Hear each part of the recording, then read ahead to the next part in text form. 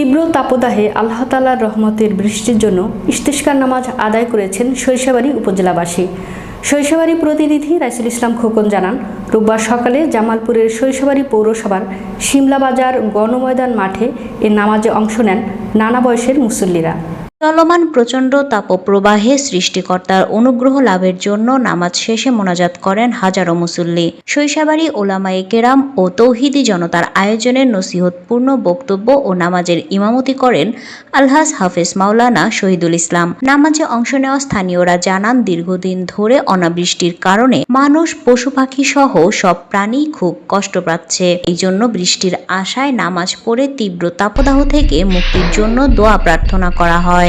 অনেকের কষ্ট, মাখলুকের কষ্ট, মানুষ চলাফেরা কষ্ট। এই জন্যই আমরা খোলা ময়দানে আল্লাহর বিধান অনুযায়ী আল্লাহর কাছে আমরা দরখাস্ত করলাম।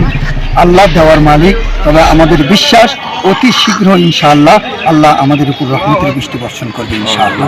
বাংলাদেশে প্রচুর তাপদাহ, যার জন্য আল্লাহর কাছে ফরিয়াদ তুলে আমরা দুহাত তুলে দোয়া করলাম যেন বাংলাদেশের মানুষ সবাই শান্তিপ্রিয়ভাবে বাঁচতে পারে এবং মহান রব্বুল আলামিন যেন বৃষ্টি দিয়ে সবাইকে শান্তিতে বসবাস করার জন্য তৌফিক দান করে, এটার জন্যই দোয়া করা হলো।